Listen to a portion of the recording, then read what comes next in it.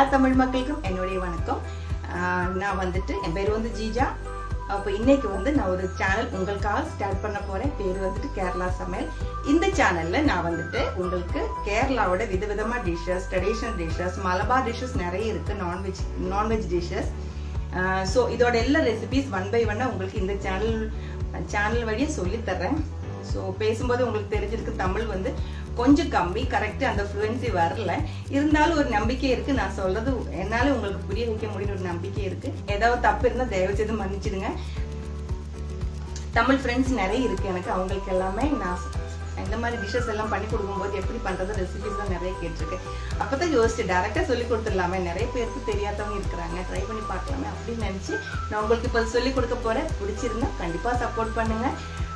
எனக்கு வந்து கமெண்ட்ஸ் தயவு செய்து போடுங்க. கமெண்ட்ஸ் போட்டால் தான் எனக்கு தெரியும் நீங்கள் எந்த அளவுக்கு நான் சொல்கிறது உங்களுக்கு புரிஞ்சிருக்கு, என்னால் எந்த அளவுக்கு புரிய வைக்க முடிஞ்சிருக்குன்னு எனக்கு அப்போ தான் தெரியும். அதனால தயவு செய்து கமெண்ட்ஸ் போடுங்க.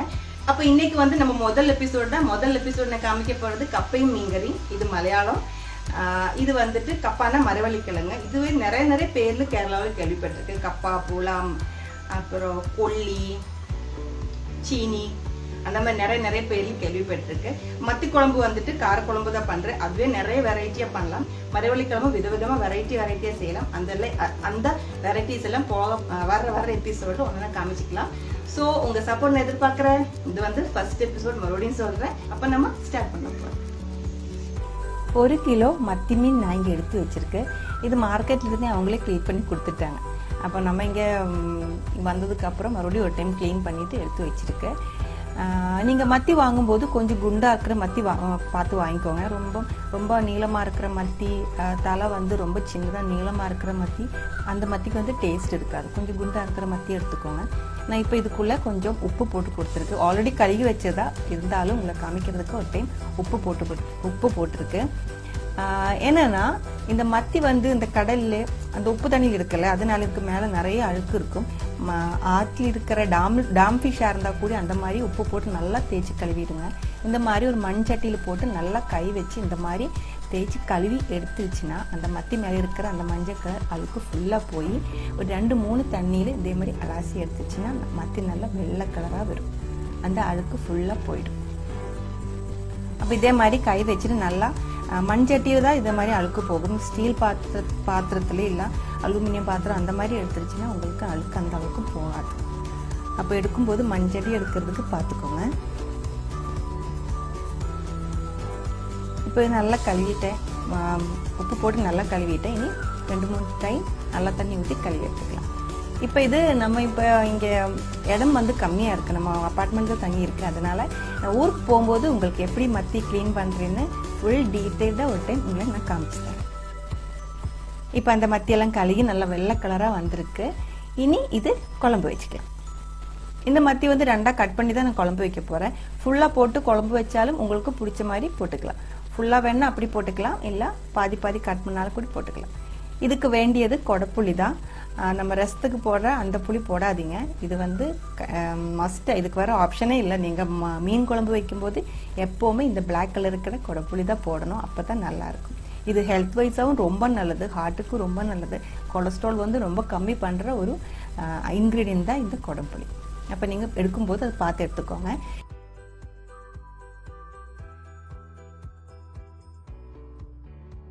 இது வந்து ஒரு அரை மணி நேரம் ஊற வைக்கணும், ஒரு 20 நிமிஷமாவது ஊற வைக்கணும். அப்போ தான் நல்லா சோக்காய் கிடைக்கும்.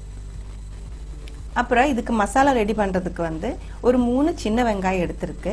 அப்புறம் 1 டீஸ்பூன் வெந்தயம் எடுத்திருக்கு.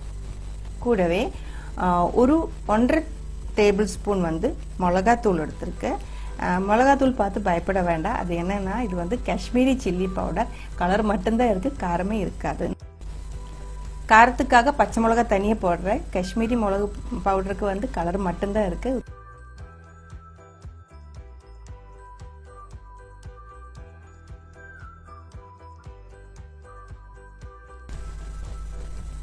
ஒன்னேகால் டேபிள் ஸ்பூன் மல்லித்தூளும் இது கூட சேர்த்துலாம். மஞ்சத்தூள் வந்து நான் இது சூடு பண்ணும்போது அப்புறம் அது கூட போட்டுக்கலாம். நமக்கு தேங்காய் எண்ணெய் வந்து 1 டேபிள் ஸ்பூன் ஊற்றி சூடானதுக்கு அப்புறம் முதல்ல வந்து வெந்தயம் போட்டுடலாம். வெந்தயம் வெடிக்க ஆரம்பிச்சதுக்கு அப்புறம் நமக்கு சின்ன வெங்காயம் கட் பண்ணி வச்சது கூட சேர்த்து கொடுத்துடலாம். இது வந்து ரொம்ப ஃப்ரை ஆகக்கூடாது, ஒரு அளவுக்கு இந்த அளவுக்கு வந்தா போதும். அதுக்கப்புறம் எடுத்து வச்ச மசாலா சேர்த்துடலாம். மிளகாத்தூள், மல்லித்தூளும் சேர்த்துருக்கு. இது கூடவே ஒரு டீஸ்பூன் மஞ்சத்தூளும் சேர்த்துடலாம். இப்போ வந்து தீ வந்து ரொம்ப லோ ஃப்ளேமில் வச்சுக்கோங்க. அப்புறம் நல்லா ஆறுனதுக்கு அப்புறம் மிக்சியில கொஞ்சமா தண்ணி ஊத்திட்டு நல்லா கட்டியா அரைச்சு எடுத்துக்கோங்க.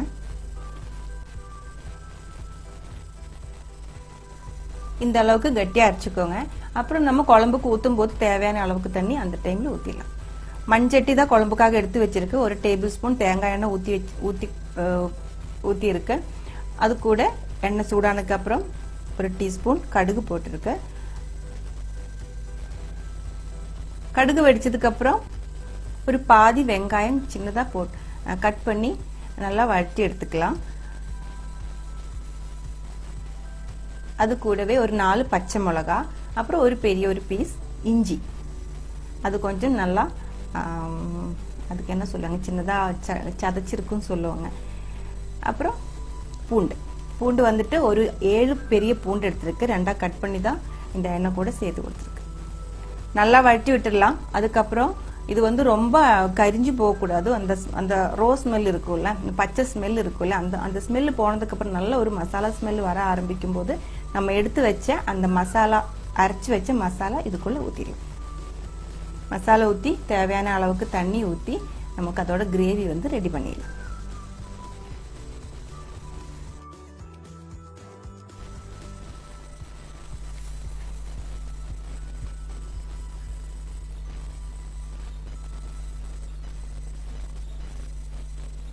இந்த அளவுக்கு தண்ணி போதும். இந்த கிரேவி வந்து ரெடி ஆனதுக்கு பிறகு அந்த கிரேவி திக்காயிடும், இன்னும் கொஞ்சம் திக்காயிடும். அதனால இந்த அளவுக்கு தண்ணி இப்போதைக்கு போதும். அப்புறம் இந்த எடுத்து வச்ச கொடப்புளி கூட சேர்த்துடலாம். இது வந்து கொதிக்கிறதுக்கு முன்னாடியே சேர்த்துக்கோங்க. உப்பும் சேர்த்துருங்க. அதுக்கப்புறம் நல்லா கொதிக்க விட்டுருங்க. அப்புறம் நல்லா கொதிச்சதுக்கு பிறகு நமக்கு மீன் அதுக்குள்ள போட்டுடலாம்.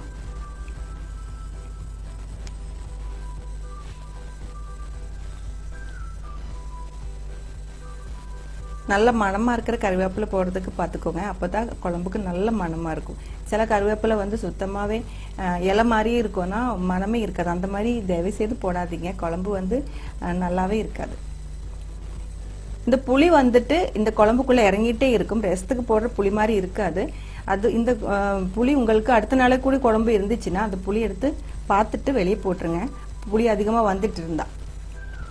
இப்ப போடும்போது உப்பு கொஞ்சம் அதிகமா இருந்தா கூட பரவாயில்ல, ஆனா புளி அதுக்குள்ள இனி இறங்கிட்டே இருக்கும். அப்ப வந்துட்டு ரெண்டுமே ஈக்குவலா பேலன்ஸ்ட் ஆயிடும். இப்ப வந்து நம்ம மீன் குழம்பு ரெடியா இருக்கு.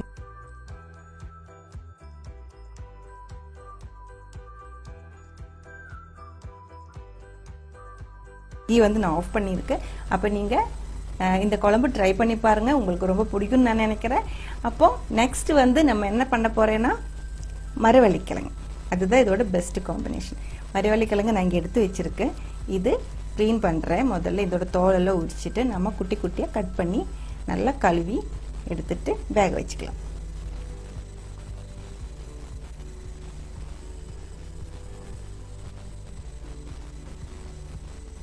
நீங்க எப்படி மரவள்ளிக்கிழங்கு க்ளீன் பண்றது எனக்கு தெரியாது, தோல் எப்படி உரிக்கிறதுன்னு தெரியாது. அதனால நான் எப்படி பண்றேன்னு இப்போ காமிச்சு தர்றேன். உங்களுக்கு இந்த மாதிரி உங்களோட இஷ்டம், உங்களுக்கு நீங்க எப்படி பண்ற அப்படி அதே மாதிரி பண்ணிக்கோங்க. ஆனா சின்னதா கட் பண்ணிட்டு இப்போ நிறைய வெரைட்டி டிஷ்ஷஸ் இருக்கு. இந்த மரவள்ளிக்கிழங்குலேயே வந்து நிறைய வெரைட்டி டிஷ்ஷஸ் இருக்கு.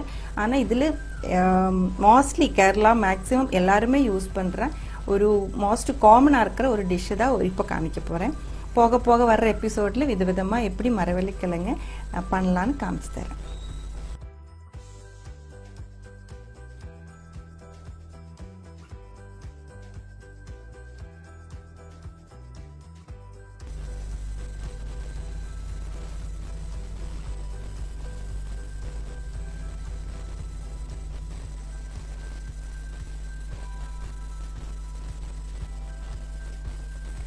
இது இப்படி கட் பண்ணி எடுக்கும்போது அதுக்குள்ள ஒரு நார் இருக்கும் தெரியும்ல, இது இந்த மாதிரி அது தனியே வெளியே வந்துடும். அந்த டைம் நமக்கு தனி பிச்சு வெளியே போட்டுடலாம். தனியே அதுக்காக டைம் வேஸ்ட் பண்ண வேண்டாம். இந்த மாதிரி ஓரமாக கட் பண்ணி விடும்போது இது மட்டும் நீளமாக அப்படியே வெளியே வந்துட்டே இருக்கும். அதை அப்படியே எடுத்து வெளியே போட்டுடலாம். இப்போ வந்து எல்லா கிழங்கும் கட் பண்ணி வச்சிருக்கேன். இது நான் இதுக்குள்ள உப்பு போட்டு கொடுக்குறேன். நல்லா உப்பு போடுங்க. உப்பு போட்டதுக்கு அப்புறம் தண்ணி ஊற்றிடலாம். தண்ணி வந்து இந்த மரவள்ளி கிழங்குக்கு ரொம்ப மேலே நிற்கணும். அப்புறம் சில கிழங்கு வந்து கொஞ்சம் கசப்பா இருக்கும். அந்த மாதிரி இருந்தா நீங்க அது கட் பண்ணும்போது கொஞ்சம் சாப்பிட்டு பாருங்க. அது வந்து கசப்பா இருந்தா இந்த மாதிரி கொதிச்சதுக்கு அப்புறம் அப்படியே அந்த தண்ணி வடிச்சிடுங்க. ரெண்டாவது ஒரு தண்ணி ஊத்திட்டு இன்னொரு டைம் கொதிக்க வச்சு அந்த கசப்பு ரொம்ப போயிடும்.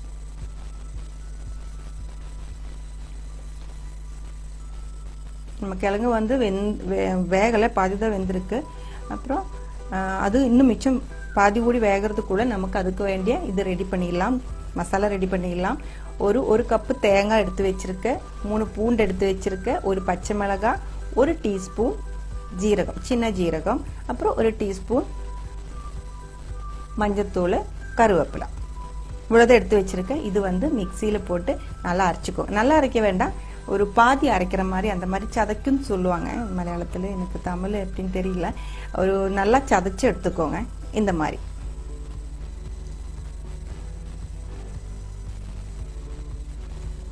இந்த ஒரு பருவத்தில் போதும். ரொம்ப நம்ம குழம்புக்கு ஆட்டுற மாதிரி ரொம்ப அரைக்க வேண்டியதில்லை. இப்போ நம்ம கிழங்கு நல்லா வெந்துருச்சு. இனி வந்து இந்த தண்ணி வடிச்சு எடுத்து வச்சிடலாம். சூடா இருக்கு. சூடோடையே இந்த அது தேங்காயோட அந்த கூட்டு போட்டு கொடுத்துருங்க. அப்புறம் இந்த மாதிரி ஒரு மரத்தோட கொஞ்சம் கட்டியா இருக்கிறத வச்சு இந்த மாதிரி உடச்சு அது மிக்ஸ் பண்ணி நல்ல புட்டு மாதிரி வர்ற கப்பான்னு சொல்லுவாங்க. கப்பான் தான் மலையாளத்தில் சொல்றேன் மேக்சிமம். சில இடத்துல சீனின்னு சொல்லுவாங்க, சில இடத்துல பூலான்னு சொல்லுவாங்க, சில இடத்துல வந்து கொல்லின்னு சொல்லுவாங்க. அந்த மாதிரி வெரைட்டியா பேரே இருக்கு எங்க ஊர் கேரளாவுக்கு. அப்போ இது வந்து இப்போ நல்லா வேகிற கப்பை தான் பார்த்தாலே தெரியுது. புட்டு மாதிரி அந்த மாதிரி பொடியாக வந்திருக்கு. இது வந்து ரொம்ப டேஸ்டா இருக்கு குழம்பு கூடி சாப்பிட்றதுக்கு. வேகாத்த கப்பை வந்து சுத்தமாக சாப்பிட்றதுக்கு நல்லா இருக்காது. இப்போ வந்து நம்ம கப்பவும் ரெடி ஆயிடுச்சு, மரவள்ளிக்கிழங்கும் ரெடி ஆயிடுச்சு. மீன் குழம்பும் ஏற்கனவே ரெடி பண்ணி வச்சிருக்கு. அவ்வளோதான். இனி இது ரெண்டுமே, இந்த மீன் குழம்பும் அந்த மரவள்ளிக்கிழங்கும் சூடா போட்டு சாப்பிட வேண்டியதான். இந்த வீடியோ லெங்த் கொஞ்சம் அதிகமா போயிருக்கு தெரியும். ஆனா 2 டிஷ்ஷஸ் நான் காமிச்சிட்டேன். அது இல்லாம கொஞ்சம் இன்ட்ரோடக்ஷனும் பண்ண வேண்டியிருந்துச்சு. இனி வர்ற வீடியோஸ் வந்து லெங்த் கம்மி பண்றதுக்கு நான் மேக்ஸிமம் ட்ரை பண்றேன். அப்புறம் இந்த வீடியோ உங்களுக்கு பிடிச்சிருந்தா கண்டிப்பா சப்போர்ட் பண்ணுங்க. அப்புறம் உங்க ஃப்ரெண்ட்ஸுக்கெல்லாம் ஷேர் பண்ணி விட்டுருங்க. கமெண்ட்ஸ் வந்து கண்டிப்பா போடுங்க. அப்பதான் எனக்கு தெரியும் இந்த வீடியோ எந்த அளவுக்கு உங்களுக்கு ரீச் ஆயிருக்கு, உங்களுக்கு எந்த அளவுக்கு புரிஞ்சிருக்கு. அதனால தயவு செய்து போடுங்க. அடுத்த ஒரு கேரளா ரெசிபியோட உடனே பார்க்கலாம்.